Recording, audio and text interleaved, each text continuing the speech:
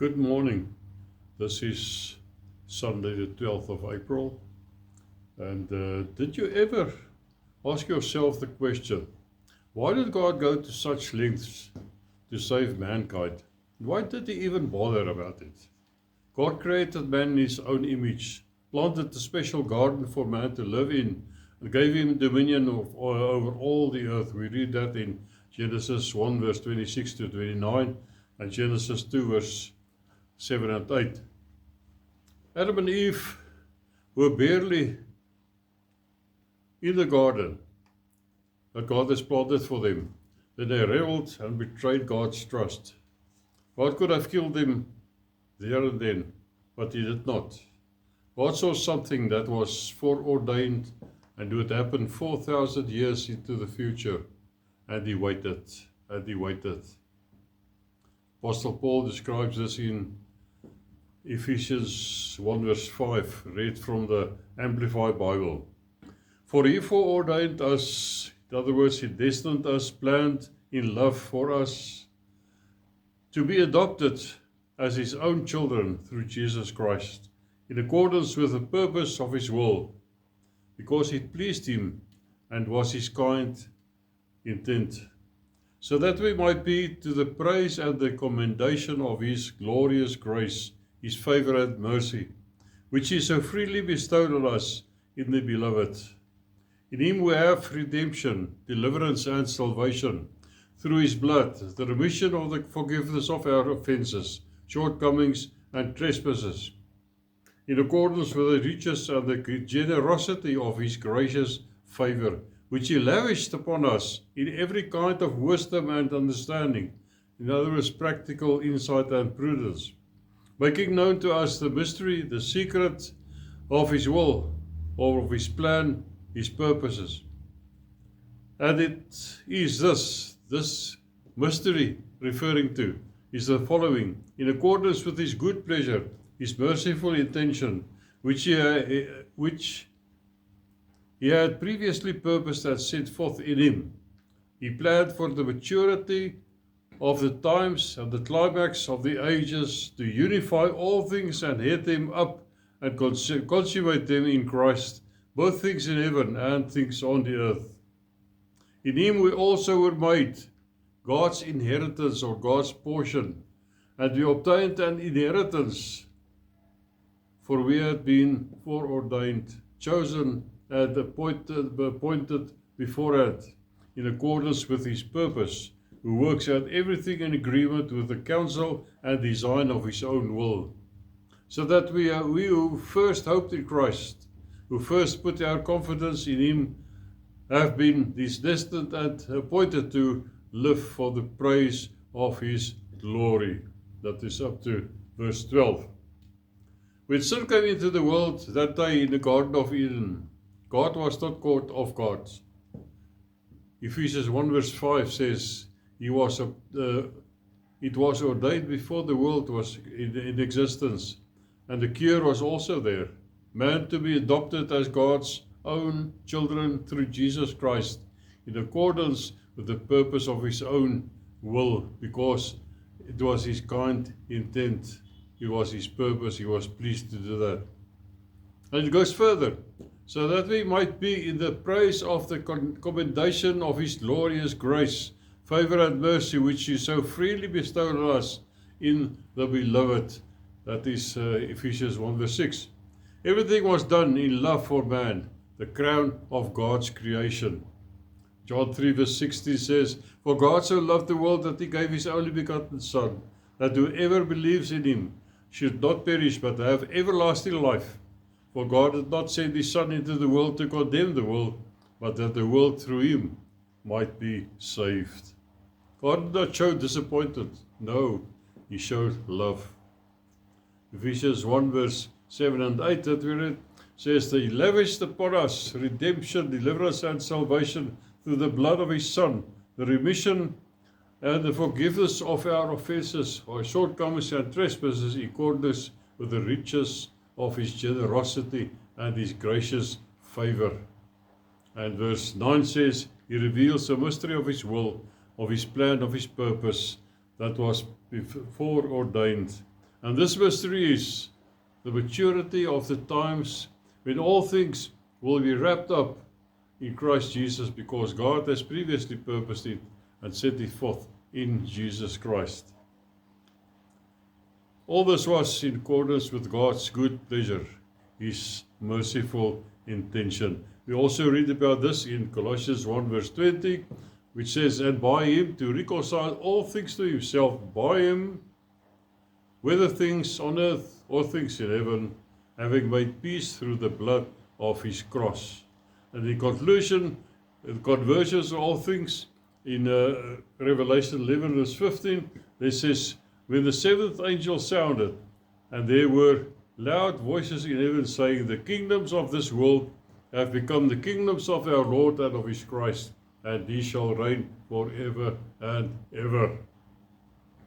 Then we read carry on with Ephesians 1 and verse 11.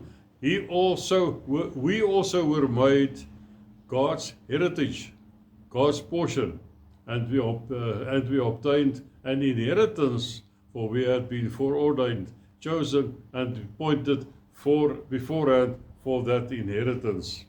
And in verse 14, it says, the Holy Spirit is the guarantee of our inheritance until the redemption of the purchased possession to the praise of His glory. This purchased possession is the child of God, purchased by the blood of Jesus Christ.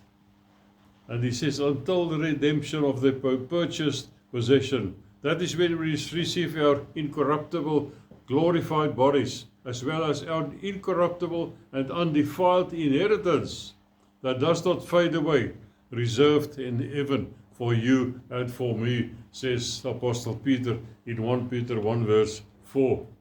And in 1 Peter 1 verse 3, he says, blessed be the God and Father of our Lord Jesus Christ, who according to His abundant mercy, has begotten us again to a living hope through the resurrection of Jesus Christ from the dead. He begotten us again. This is another mystery. It means man was made in God's image, but sin defiled this image, and everybody who came into this world after the fall inherited the sinful nature.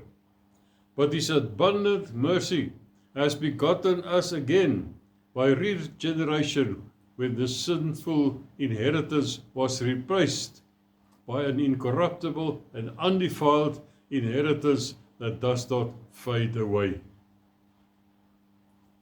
Considering all of this, we might ask the question, is eternal life the only reason that Jesus had to die for? I don't think so. He came into the world so that everybody who would accept Him as their Lord and Savior will have abundant life. This is number one, abundant life. John 10 verse 8 says, and whoever came before me are thieves and robbers, but the sheep did not hear them. I am the door. If anyone enters by me, he will be saved and will go in and out and find pasture. The thief does not come except to steal and to kill and to destroy. I have come that they might have life, and that they might have it more abundantly. More abundantly means beyond measure, over and above, more than enough. The second one, why Jesus came into this world, why He had to die. 1 John 3 verse 8. He who sins is of the devil, for the devil hath sinned from the beginning. For this purpose the Son of God was manifested, that He might destroy the works of the devil. He came to destroy the works of the devil. Number 3, John 3 verse 17. For God did not send His Son into the world to condemn the world, but that the world through Him might be saved. No condemnation. Romans 8 verse 1 says, there is therefore no condemnation to those who are in Christ Jesus, who do not walk according to the flesh, but according to the Spirit. So number 3 is, there is no condemnation for those who are washed in the blood of Jesus. Number 4, He healed everybody. Matthew 12 verse 15. Then but when Jesus knew it, he withdrew from there, and great multitudes followed him, and he healed them all. This phrase we get throughout the 4 Gospels. Number 5, demons were casted out. Luke 4 verse 41.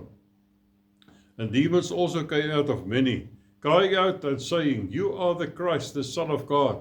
And he, rebuking him, did not allow them to speak, for they knew that he was the Christ. Demons came out of many. And Luke 7 verse 12. And when he came near the gate of the city, behold, a dead man was being carried out, the only son of his mother, and she was a widow. And a large crowd followed from the city, was with her. Verse 14, then he came and touched the open coffin, and those who carried him stood still. And he said, Young man, I say to you, arise. And so he, that is verse 15, who was dead, sat up and began to speak. I wonder what he said at that moment. But this is number 6. The dead were raised. Matthew 14 verse 16. But Jesus said to them, They do not need to go away. You give them something to eat.